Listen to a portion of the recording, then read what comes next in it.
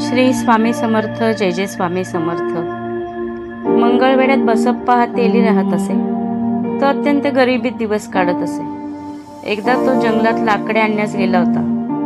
तेथे फिरत असताना कंटकाची शय्या करून त्यावर एक दिगंबर साधू निद्रस्त झाल्याचे त्याने पाहिले.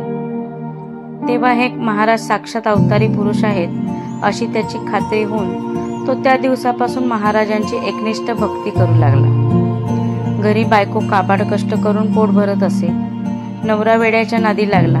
कामधंदा काही करत नाही म्हणून ती दुःखी होती. असा बराच काळ बसप्पा दररोज महाराजांची सेवा करीत होता. शेवटी त्याची एकनिष्ठता पाहून महाराज त्याच्यावर प्रसन्न झाले व त्याचे दारिद्र्य दूर करण्याचे त्यांच्या मनात आले. एका संध्याकाळी महाराज जंगलात फिरत होते. महाराजांच्या मागोमाग बसप्पाही फिरत होता. सूर्य अस्तमान झाला. त्याबरोबर एकदम जंगलात हजारो सर्प दिसू लागले. सगळीकडे सर्पच दिसत होते.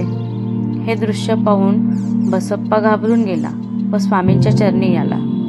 तेव्हा त्याला अभय देऊन महाराज म्हणाले, तुझी इच्छा पूर्ण होईपर्यंत तू या सर्पातून तुला हवे तितके सर्प तुझ्या वस्त्रात घे, घाबरू नकोस. हे शब्द ऐकून त्याने आपले वस्त्र एकाच सर्पावर टाकले व तो सर्प उचलून घेतला.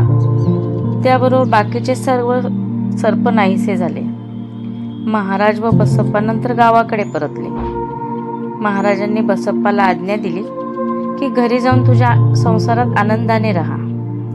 महाराजांना वंदन करून बसप्पा घरी आला. जवळील गाठोडे सोडून पाहतो तर काय, तर त्याच्यात सर्पाऐवजी 52 कशी सोन्याची लगड. दोघेही नवरा बायको आनंदित झाले. दुसऱ्या दिवशी दोघेही महाराजांच्या दर्शनास गेले. महाराज अक्कलकोट येथे आल्यावर बसप्पा प्रतिवर्षी महाराजांच्या दर्शनात तेथे येत असे. पुढे तो स्वामींचा श्रेष्ठ भक्त झाला.